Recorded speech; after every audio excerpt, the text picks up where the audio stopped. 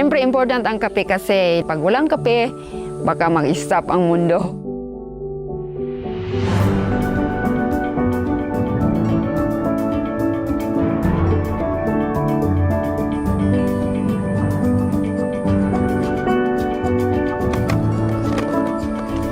Since bata pa ako, nagpa-farm na ng kopi yung parents ko. Kaya lumaki kami nag-alaga ng mga kape. Ngadto-ngadto ko no, ang mga tao magkadaghan mo gamit og kape mo na naiyagi. Kape gid ang gusto itanom. Ang kape mubunga gina siya niya na may market karon nagdugang gani og tanom og bag-o nga variety kay para gyud nga sa kape na ko mag-focus. Kung mag-start ka na ng harvest mga December, it will last to April. Pag mag-harvest na, di pulp. Tapos i-dry. Tapos i-dihal dyan sa dihaler machine. After dihaling, sorting para i-impake para delivery na din siya. Na-encourage kami na pagandahin pa yung namin farm para ma-supply namin yung demand ng nag-iinom ng kape. Sa asosasyon, daghan sir mga training, seminar. So dito na ko nakuha ang mga techniques ng mga bag-ong pamaagi sa kape. Dako gid ang diferensya kung magkape ka nga na kay kabalo. Yung pag-harvest, mahirap maghanap ng tao na mag-harvest. Walang workers dito. Mag-asawa na lang sila nga nagatiman sa ilang kuan, sa ilang uma. Yung daan namin, transportation yun. Maliit ang daan patungo dito sa pagbibilara namin. Wala talaga, yun talagang kailangan namin.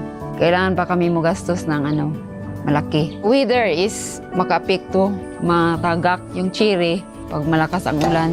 Kapag hindi malinis yung kapihan mo, maraming peste.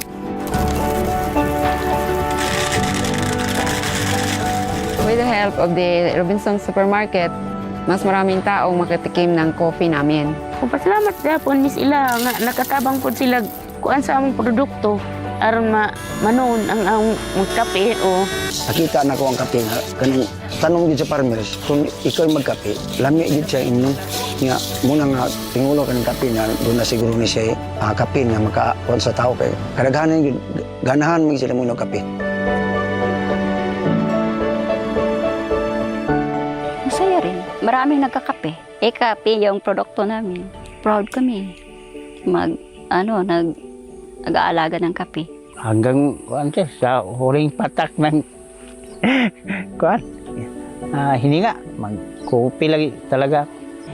We hope that when people drink coffee, maisip din nila yung mga farmers, kami na nag-effort para ma-produce yung kape na iniinom nila.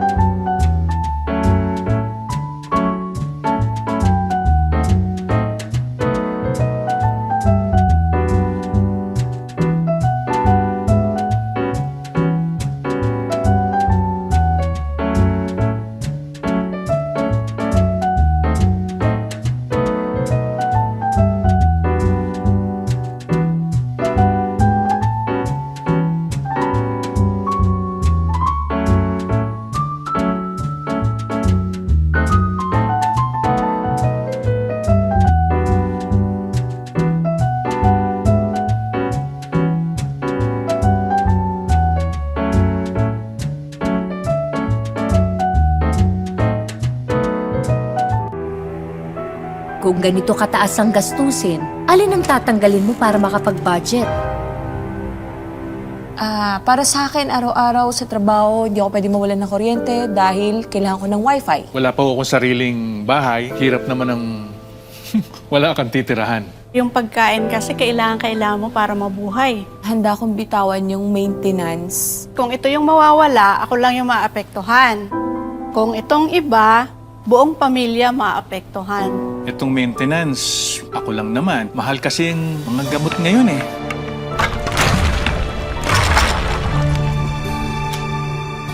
Hello po! Nakasalalay po ang buhay ninyo sa maintenance. Paano na po ang ibang pangangailangan nyo kung wala na kayo? Hanapin lang ang abot kaya at dekalidad na gamot. Tutulungan kayo ng inyong kaibigan sa kalusugan.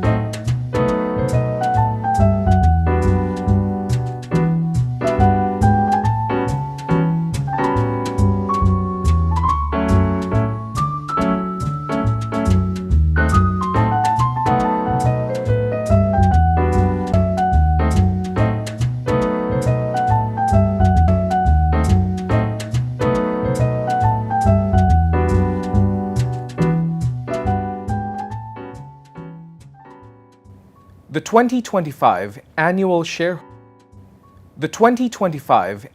shareholders meeting of Robinson's Retail Holdings Incorporated will now start. Good morning, ladies and gentlemen. Present with us this morning are all members of our Board of Directors. Ms. Robina Gokongwepe, Chairman, who will preside over the meeting. Mr. James Go, Vice Chairman. Mr. Stanley Ko, President and CEO. Mr. Scott Price. Mr. Curtis Liu. Mr. Rodolfo Ang. Mr. Cirilo Noel. Mr. Enrico Cruz, and Mr. Cesar Romero.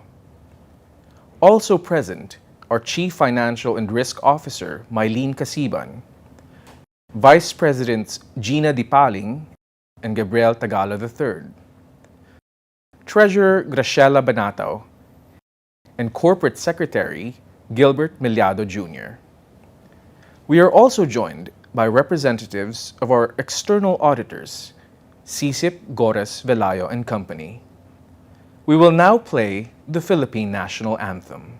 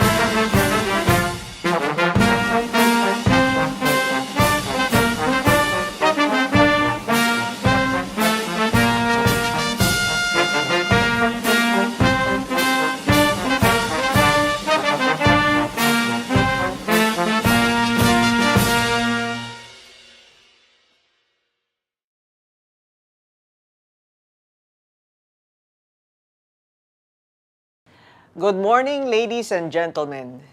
Thank you for coming to this meeting. May I request the Corporate Secretary to please certify on the sending of notices to the shareholders and to the existence of a quorum for this meeting. Madam Chairman, I hereby certify that notice of this meeting had been sent to the shareholders of record as of April 4, 2025 through the following methods. By publication in the Manila Standard and Business World for 2 consecutive days in both online and print formats. By sending through electronic mail in accordance with the bylaws of the corporation, website of the corporation, and by disclosure to the Philippine Stock Exchange. Thus, the shareholders have been duly notified of this meeting in compliance with applicable rules and regulations. I hereby certify that there are present in this meeting, via remote communication or by proxy, shareholders entitled to vote representing 80.89% of the corporation's total outstanding shares, and that this meeting is therefore competent to transact the business provided for in the agenda. A quorum is present, Madam Chairman. There being a quorum, the annual meeting of the shareholders of Robinson's Retail Holdings, Inc. is hereby called to order. May I request the Corporate Secretary to share with us the rules and procedures for this meeting. The following are the rules of conduct and procedures for the meeting. Shareholders may attend the meeting remotely through the link provided. Shareholders were requested to send an email should they intend to participate in the meeting by remote communication and be included in the determination of quorum and outstanding capital stock is required. The voting results reported during this meeting will be subject to validation by Sisip Gores and Velayo and Company and the final voting results will be reflected in the minutes of the 2025 annual meeting of shareholders. Likewise, the meeting will be recorded in audio and video format in accordance with SEC guidelines. Please refer to the definitive information statement for additional details on the rules and procedures for this meeting. For the information of the shareholders who are with us now during this live broadcast, the corporation has requested shareholders to send their questions or comments by email. Questions which were received by April 30, 2025 have been collated, and selected questions will be answered later on. The corporation will reply to the questions and comments not taken up during this meeting through email.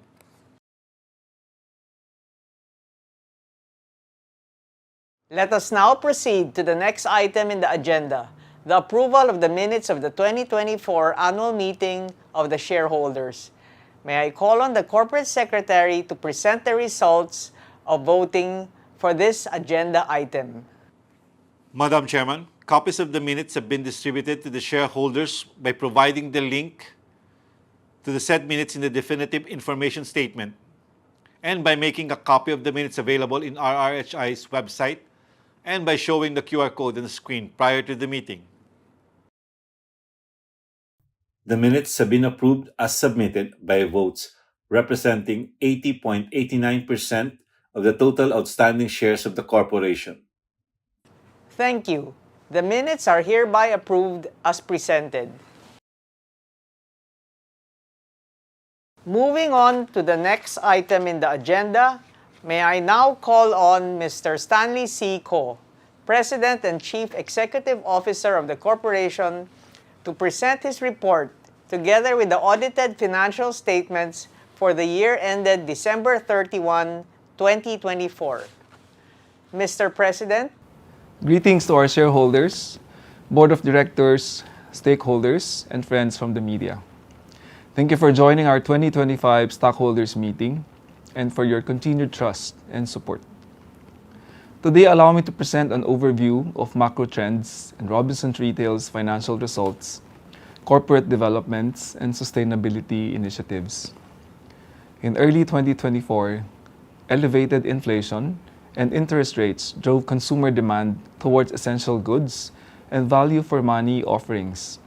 Encouragingly, inflation and interest rates started to ease in the second half of 2024, which resulted in the rebound in household spending and an increase in basket sizes in the late third and fourth quarters of last year.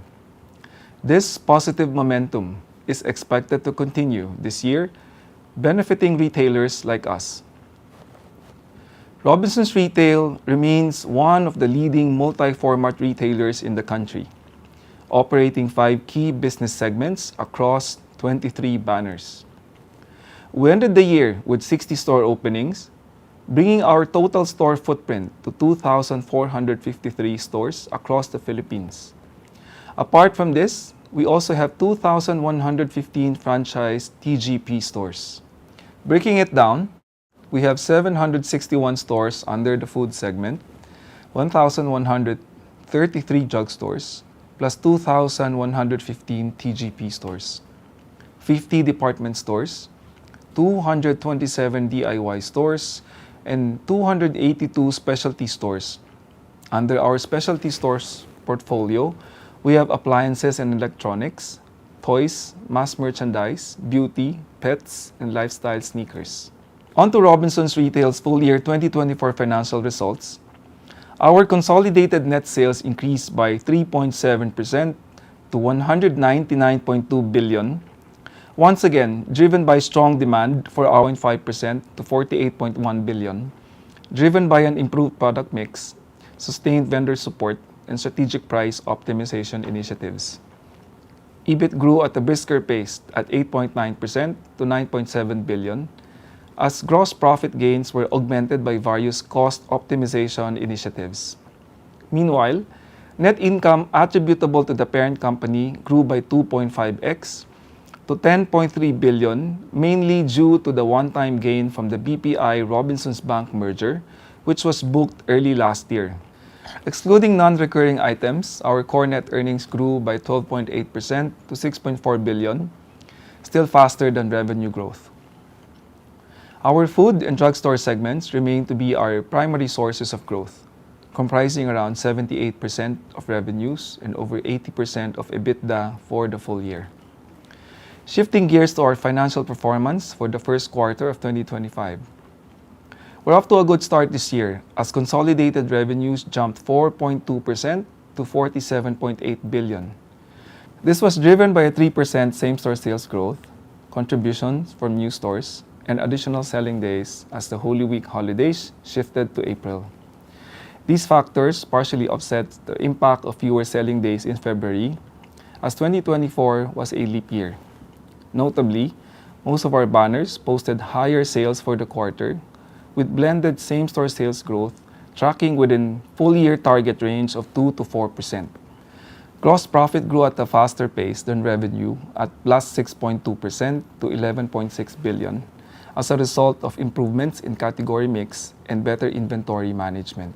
We then saw more modest growth in EBIT at 2.7% as gross margin gains were partly tempered by the uptick in manpower cost given the full quarter impact of wage hikes last year and one-time costs associated with enhancements in our employee benefits program. Meanwhile, net income attributable to parents stood at 760 million, 85% lower than last year, due to the one-time gain from the BPI-RBank merger that was booked early last year. Excluding non-recurring items, core earnings improved 4.9% to 1.2 billion, owing to lower interest charges. Now let me discuss some of our key corporate developments over the past year. Last July 25, 2024, we announced various leadership changes in the organization, effective January 1, 2025. I would like to begin thanking the Board of Directors for their trust and confidence in appointing me as the new President and CEO and electing me to the board. It is a privilege to succeed Ms. Robina Gokong Weipe, who served as President and CEO for over 6 years and will now serve as the company's chairman. Meanwhile, Mr. Lance Gokong Wei will take on the role of board advisor following his decision to step down as chairman. As President and CEO, my key focus areas over the coming years are strengthening the core staple business, re-accelerating the discretionary formats, enhancing supply chain and IT capabilities, generating greater operational efficiencies, and further embedding sustainability in the way we do business. Also in July 2024, we upsized our share buyback program by another 1 billion, bringing the total allotment to 8 billion. And as of end April, we have repurchased around 7.8 billion worth of shares. As part of our efforts to provide differentiated retail experiences, we launched Spasio at Opus Mall last September 5, 2024. Style concept store, offering a curated mix of fashion, beauty, home, and lifestyle brands from established names to rising local designers. Designed as more than a store, Spasio blends retail with services like a barbershop, shoe cleaning, nail and lash studio, wine bar, and a cafe, creating a full sensory experience. With its evolving assortment, exclusive collaborations, and community-driven events, Spasio is shaping a new standard in experiential retail, positioned for growth and strong brand equity within our portfolio. We are also pleased to announce the declaration of a 2 peso per share cash dividend to stockholders of record as of May 26, with payment date scheduled on June 9, 2025. This dividend represents a payout ratio of 50%, higher than our 40% policy, and underscores our continued commitment to enhancing shareholders' value. To note that this payout excludes non-recurring items that we have booked last year. Complementing our growth and innovation efforts is our deepening focus on environmental and social impact. In 2024, we participated for the first time in the CDP, formerly known as Carbon Disclosure Project, and received a C rating for climate change, forest security, a solid starting point as we continue to strengthen our strategies for climate action, forest conservation, and water management. We also scaled up our food rescue program from 37 stores in 2023 to 105 food segment stores this year, rescuing over 109,000 kilograms of surplus food equivalent to more than 458,000 meals for food insecure communities, nearly 300,000 kilograms of carbon emissions diverted from landfills, and over 2 million saved in disposal costs. 2024 was a year of growth, transition, and purpose. We're excited for what lies ahead as we continue to serve our customers and our communities better, deliver strong value to our shareholders, and build a more sustainable future. In 2025, we aim to build on last year's momentum by accelerating our store openings to 130 to 170, achieving a blended same-store sales growth of 2 to 4%, and improving our gross margins by 20 to 30 bips. Additionally, we are allocating 5 to 7 billion in organic capex to support our store expansion initiatives. This concludes my report. Thank you once again for your continued trust and support, and for making Robinsons Retail your retailer of choice. Thank you. May I call on the Corporate Secretary to present the results of voting for the approval of the audited financial statements for the preceding fiscal year.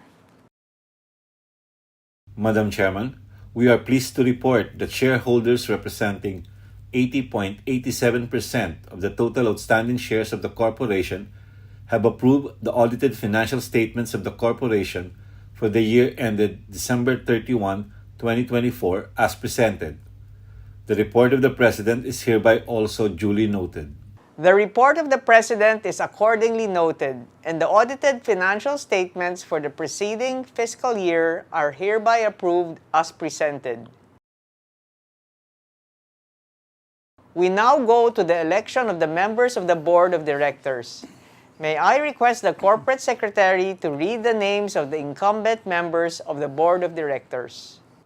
The incumbent members of the Board of Directors are Mr. James L. Go, Ms. Robina Gokongwei-Pe, Mr. Stanley C. Ko, Mr. Scott Price, Mr. Curtis Liu, and the independent directors are Mr. Rodolfo P. Ang, Mr. Cirilo P. Noel, Mr. Enrico S. Cruz, and Mr. Cesar G. Romero. Thank you. May we now have the list of nominees for election to the Board of Directors and the voting results. Madam Chairman, in accordance with the nomination process stated in the bylaws of the corporation, the following have been nominated as members of the Board of Directors: Mr. James L. Go, Ms. Robina Gokongwei-Pe, Mr. Stanley C. Ko, Mr. Scott Price, Mr. Curtis Liu, and as independent directors, Mr. Rodolfo P. Ang, Mr. Cirilo P. Noel, Mr. Enrico S. Cruz, and Mr. Cesar G. Romero. There being no other nominations, the affirmative votes in favor of those nominated have been tabulated, and the following are the duly elected members of the Board of Directors of the Corporation for 2025. Mr. James L. Go, Mr. Stanley C. Ko, Ms. Robina Gokongwei-Pe, Mr. Scott Price, Mr. Curtis Liu, and as independent directors, Mr. Rodolfo P. Ang, Mr. Cirilo P. Noel Cruz, and Mr. Cesar G. Romero. Let us move on to the next item in the agenda, which is the appointment of the external auditor of the corporation. May I call on the Corporate Secretary to present the results of voting for this agenda item. Madam Chairman, the accounting firm of CCIP Gores Velayo and Company has been nominated as the external auditor of the corporation for fiscal year 2025. After tabulation of the votes, the appointment of CICIP Gores Velayo and Company as external auditor of the corporation has been approved by shareholders representing 80.88% of the total outstanding shares of the corporation. Thank you. The accounting firm of CICIP Gores Velayo and Company is here as the external auditor of the corporation for the fiscal year 2025. Let us proceed to the next item in the agenda, which is the ratification of the acts of the Board of Directors and its committees, officers, and the management of the corporation. May I call on the Corporate Secretary to present the results of voting for this agenda item. Madam Chairman, the list of acts for ratification of the shareholders are being displayed right now on the screen. The list has also been made available to the shareholders by having it uploaded in the corporation's website and by showing the link and QR code to the said list on the screen prior to the meeting. After tabulation of the votes, we are pleased to report that shareholders representing 80.87% of the total outstanding shares of the corporation have confirmed and ratified the acts of the Board of Directors and its committees, officers, and the management of the corporation for the period beginning from the last annual shareholders meeting up to the current shareholders meeting as duly recorded in the corporate books and records of the corporation. Thank you. The acts of the Board of Directors and its committees, officers, and management of the corporation for the period beginning from the last annual meeting of the shareholders up to the current meeting of the shareholders as duly recorded in the records of the corporation are hereby confirmed and ratified. We will now respond to questions which were earlier submitted via email.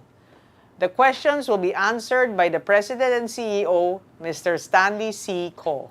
First question is from Daphne She of Maybank. With the transition in leadership to Mr. Stanley Ko, what can we expect from RHI's strategy moving forward? My key priorities over the medium term are strengthening the core food and drugstore businesses, accelerating growth in our discretionary retail formats, that's the department stores, DIY, and specialty banners, enhancing supply chain and IT capabilities, driving operational efficiencies, and advancing our sustainability initiatives. Second question from Rod Vahilidad of BDO Securities. What is management's outlook on OSAV's growth potential compared to RHI's other food retail banners? How does it fit into the company's overall retail strategy? OSAV, which is a hard discounter, is a relatively new food retail concept in the Philippines. Hard discounters offer products at more affordable prices by having lean operations and offering more house brands. As such, hard discounters have grown quite significantly since they started operations 4 years ago. This momentum is also expected to be sustained over the medium term as players open more stores and expand their private label portfolio. As you know, our core food retail banners primarily cater to middle to upper income consumers. Our strategic investment in OSAV has allowed us to tap into the mass market segment, which we had not previously served. Moreover, our exposure in OSAV has given us a holistic view of consumer behavior, having a greater visibility on all income classes. This has allowed us to become more agile and proactive in capturing emerging opportunities in the growing and dynamic food retail industry in the country. Third question from Rod Vahilidad of BDO Securities. What are your store expansion plans for Uncle John's? Moreover, how does the brand intend to grow its ready-to-eat segment to strengthen its market position? We plan to accelerate our store expansion for Uncle John's by doubling down on growing our franchise stores, as this would allow us to expand quickly while managing our capital expenditures and operating expenses more efficiently. For our ready-to-eat products, we plan to strengthen this business by launching new affordable, and relevant products. This should also help prop up our margins, given the high margin nature of our RTE categories. Last question from Ras Mercado of China Bank Securities. Do you see any material adverse impact on your business stemming from changing tariff developments? We think the imposition of higher US tariffs on its trading partners could lead to excess manufacturing capacity, especially on non-food products in China and Vietnam.